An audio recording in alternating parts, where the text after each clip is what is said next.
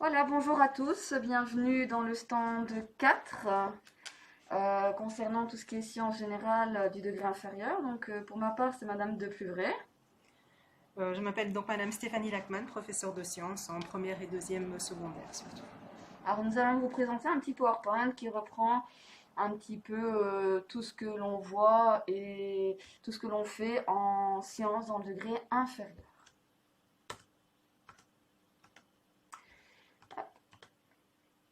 Donc dans le premier degré, vous avez le premier degré commun et le premier degré différencié. Dans le premier degré commun, on a le cours général qui est donné pour toutes les premières et deuxièmes, à raison de 3 périodes par semaine. Durant ces 3 périodes par semaine, nous abordons 11 thèmes. Après, en première et deuxième, ils ont l'opportunité de choisir une option, dont activité scientifique, qui se donne à raison de 2 périodes par semaine. Et là, nous abordons 3 à 4 thèmes par année. Et après, on a le premier degré différencié, donc pour les élèves qui n'ont pas obtenu leur CEB. Et là, le cours est à raison de 2 périodes par semaine.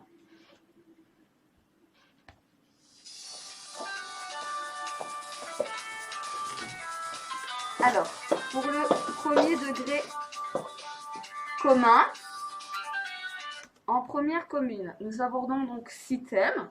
Le premier thème étant milieu, un mot piège, où l'on distingue qu'il y a plusieurs milieux et on explique la différence entre les deux, tout ce qui est vivant, non vivant. Puis nous avons le thème 2 sur les végétaux. Donc là, on voit tout ce qui est reproduction de la fleur, sa structure. Le thème 3, voyage au centre de la matière, on aborde des notions de chimie, tout ce qui est molécules, les différents états de la matière. Le thème 4, à chacun sa place, à chacun son maillon. Là, on voit tout ce qui est réseau trophique, chaîne alimentaire, les liens alimentaires qu'il y a entre les êtres vivants et la place qu'ils tiennent.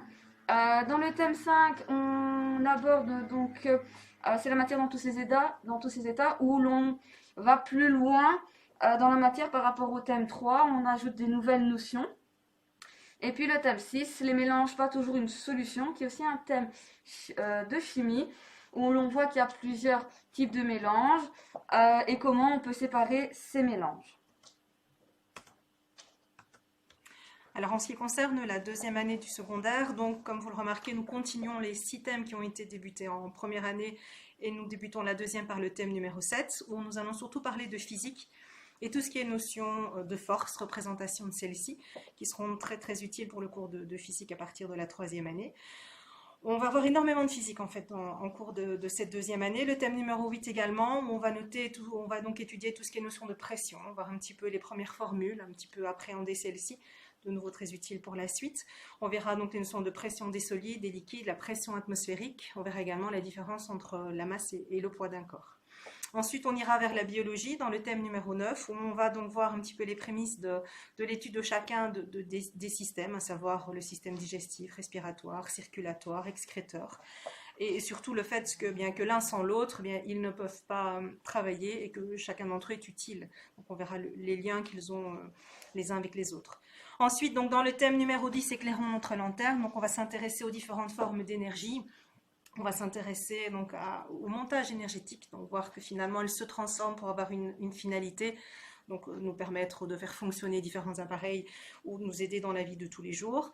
Et nous terminerons par le thème numéro 11, on va s'intéresser donc à la notion de reproduction, donc aussi bien la reproduction humaine que la reproduction animale, et voir un petit peu donc la nouvelle manière entre guillemets de classer les êtres vivants. Donc oublier un petit peu cette notion de trier classé qui est étudiée précédemment, mais on travaille beaucoup maintenant avec un système de classification phylogénétique. Donc en fait les 11 thèmes que nous allons voir durant ces 2 années donc, seront bien entendu à connaître pour la fin d'un deuxième, puisque vous savez que un CE1D attend les élèves, donc ils seront préparés donc à partir plus ou moins de maintenant. Nous terminons nos matières et on va donc les préparer à appréhender cette étape importante. CE1D, c'est quand même quelque chose d'assez parfois compliqué, alors que voilà, pas de souci, vous allez voir, ça se passe très très bien au niveau des enfants parce qu'on les prépare énormément avec pas mal de drills entre guillemets, on fait pas mal de CE1D. Et donc voilà, ils auront leur bagage nécessaire pour appréhender, donc suivant leur choix, soit 3 heures de sciences ou 5 heures de sciences en troisième, sans les moindres soucis. Alors, durant ce premier degré, les élèves ont l'occasion de faire diverses activités, voyages extérieurs. Donc, le plus connu, ce sont surtout les voyages à Groovy ou Busnol pour les deuxièmes. Donc, pour ma part, je vais d'abord vous parler du voyage de Groovy. Donc, c'est un voyage de 5 jours et 4 nuits où l'on va visiter l'Eurospace Center, on va visiter une scierie. On va aussi voir une mercerie. Euh, on effectue des marches, on va aussi au Center Park. Et toutes ces activités nous permettent aussi de voir des notions de science, mais dans un contexte complètement différent. Donc voilà, pour Groovy en général. Donc en ce qui concerne le voyage de Busnol, pas mal de points communs. Donc le but étant de permettre aux enfants de pouvoir voir les sciences autrement, c'est-à-dire sur le terrain. Donc là, nous allons dans un centre qui se trouve au centre d'un bois. Et là, finalement, beaucoup d'activités se passent soit au niveau du centre, puisqu'il dispose énormément de matériel au niveau de tout ce qui est scientifique. Comme vous voyez l'image qui apparaît ici, eh bien, vous avez pour pouvoir observer, par exemple, les petits animaux que nous pouvons trouver dans un ruisseau. Donc on a un bois tout autour de nous, voilà, pour faire plein de recherches et plein de découvertes. Donc on fait énormément de visites. Donc de nouveau, 5 jours sur place et 4 nuits.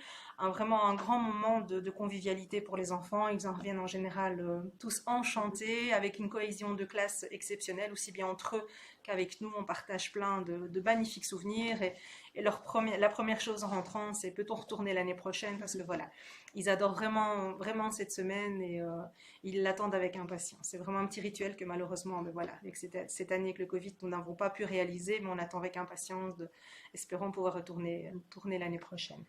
Alors aussi dans le cadre du cours de sciences, en première et deuxième, nous avons l'occasion de faire diverses sorties à la roseraie, qui est un centre qui se trouve sur Pérouet.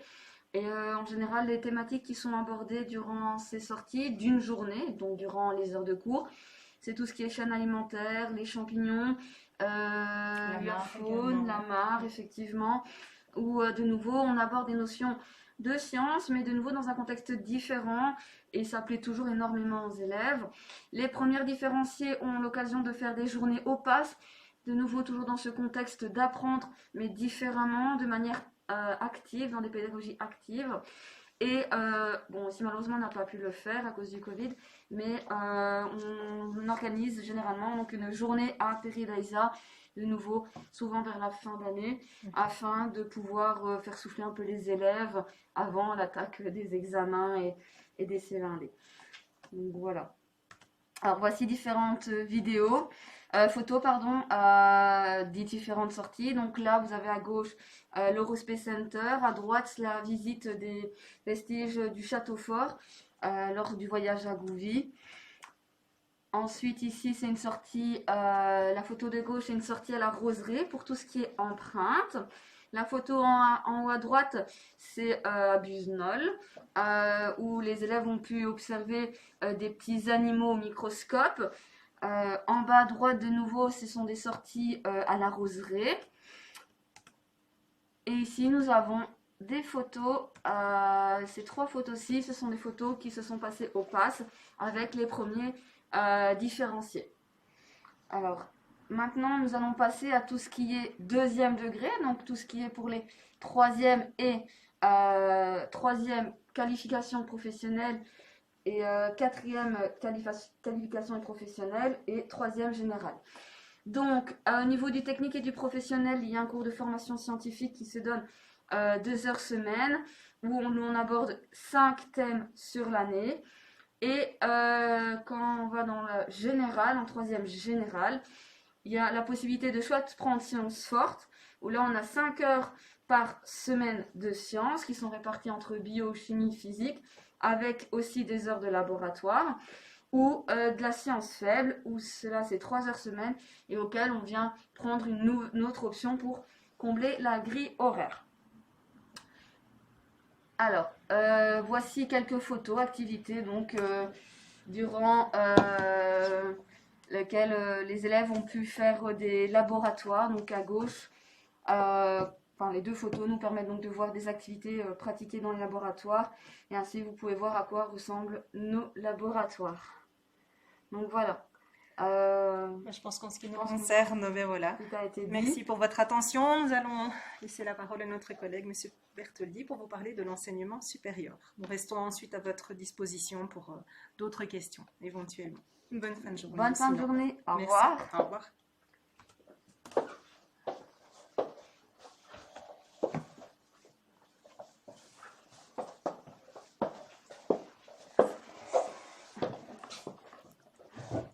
Bonjour à tous, donc je suis Monsieur Bertoldi, professeur de physique au degré supérieur, donc je m'occupe des 4e, 5e et 6e générales en physique et donc je vais représenter l'option sciences au degré supérieur et je vais vous montrer donc sur base d'un PowerPoint quelques informations, notamment les grilles horaires. Donc pour commencer, pourquoi choisir une formation scientifique ? Donc déjà, c'est lorsqu'on va avoir des élèves qui ont un intérêt naturel pour les sciences, intérêt qui a été éveillé par des visites, expositions. Alors forcément, cette année, c'est un peu compliqué avec le Covid. Mais également, bien sûr, par la famille, lors de discussions, avec peut-être des parents qui ont fait justement des études scientifiques et qui essayent de répondre aux questions, à la curiosité de leurs enfants. On a également, bien entendu, les émissions télévisées, telles que les C'est pas sorciers, qui peuvent, bien entendu, interpeller les élèves. Et puis des magazines scientifiques très nombreux et très, très intéressants. Je ne vais pas citer de noms, mais voilà, il y en a beaucoup de très connus et de très, très bien. Et bien entendu, il faut avoir également un intérêt pour les mathématiques, puisqu'il y a un lien très important entre les sciences, bien sûr, biologie, chimie et physique, mais également avec les mathématiques. C'est ce qu'on appelle l'interdisciplinarité. Et donc, il faut absolument avoir des connaissances de base en mathématiques et en sciences qui, normalement, bien entendu, ont été obtenues lors du premier degré et du début de deuxième degré. Alors, quand choisir les sciences, c'est bien entendu quand on se pose des questions sur l'univers, sur le monde qui nous entoure, sur le fonctionnement, sur la nature, pourquoi le ciel est bleu, pourquoi les feuilles sont vertes, pourquoi change-t-elle de couleur à l'automne, ce genre de choses. C'est également lorsqu'on a un goût de la découverte, un goût de la recherche, lorsqu'on veut bien entendu essayer de satisfaire sa curiosité et qu'on a envie de passer du temps à essayer d'y arriver.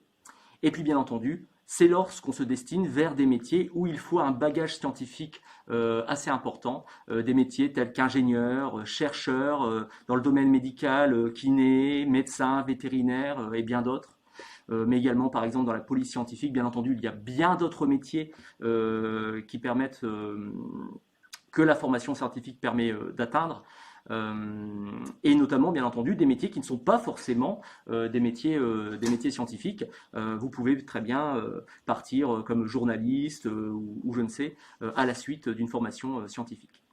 Dernière chose importante, bien sûr, il faut être motivé, il faut aimer travailler, il faut vraiment comprendre que au degré supérieur, lorsqu'on a une formation scientifique, on a beaucoup de matière, beaucoup de savoir à apprendre, et donc ça demande beaucoup de temps, beaucoup d'abnégation, et donc il faut vraiment rester motivé et aimer travailler pour pouvoir réussir.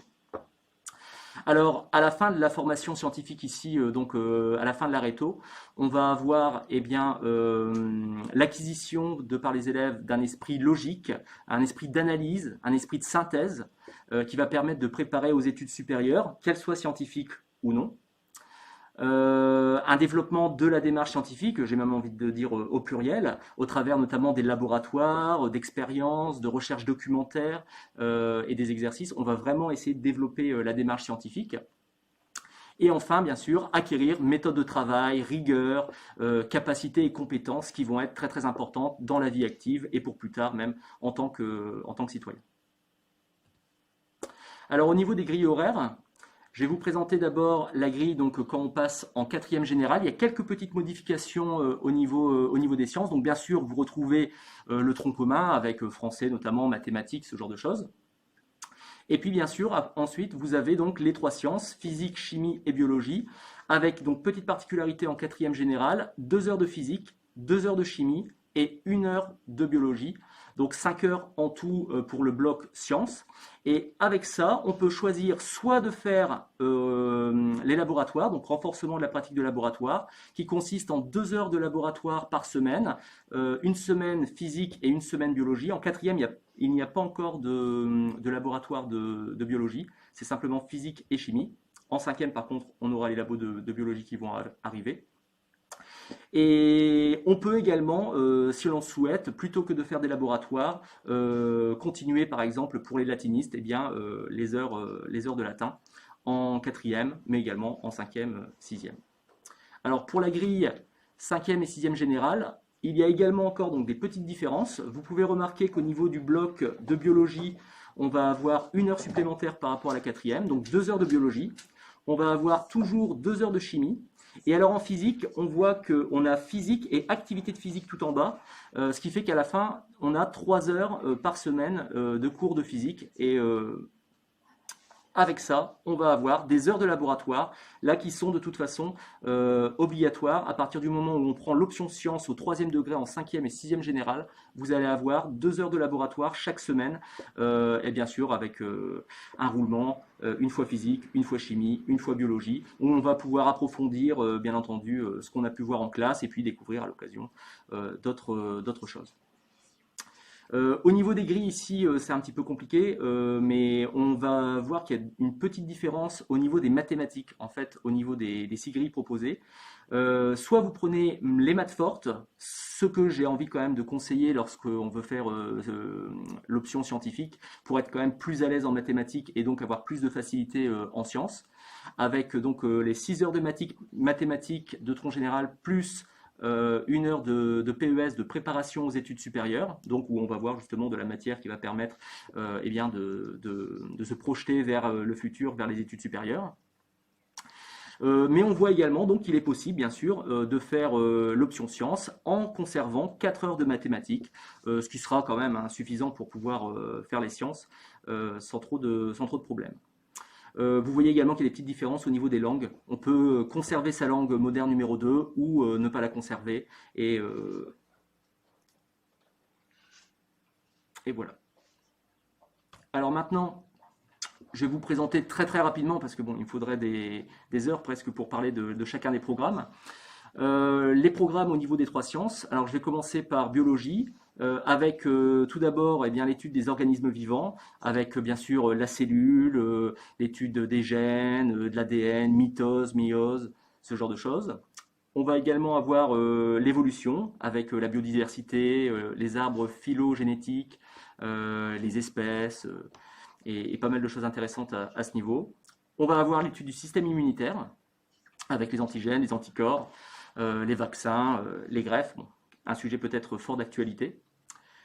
La communication nerveuse avec toute l'étude du système nerveux, du nerf, des influx nerveux et beaucoup d'autres choses. Et enfin, il y aura également des thèmes portant sur la procréation humaine et enfin sur la génétique avec l'étude du code génétique, les phénotypes et de la biologie moléculaire. Et voilà, c'est une liste non exhaustive, il y a encore plein d'autres choses qui seraient étudiées en biologie.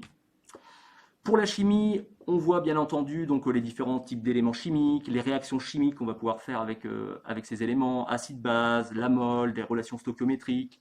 On va étudier les liaisons chimiques, les configurations spatiales. On va étudier également la thermochimie avec les chaleurs de réaction lorsqu'on va avoir des réactions exothermiques, notamment ce genre de choses.